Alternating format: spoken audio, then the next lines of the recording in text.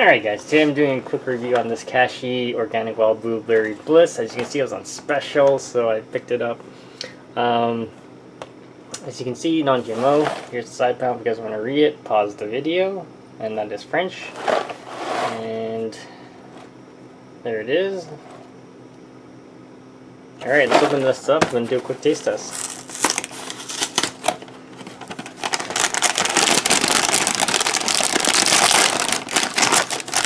So it looks like that. It's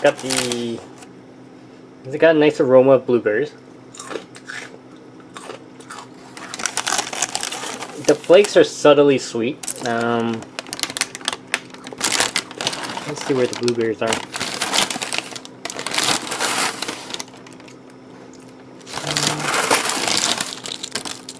There's one. So they're not really blueberries, but they're clusters of blueberries, I guess.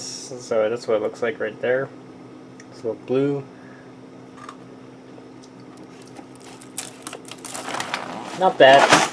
Let's see here. Let's see where the blueberries are at.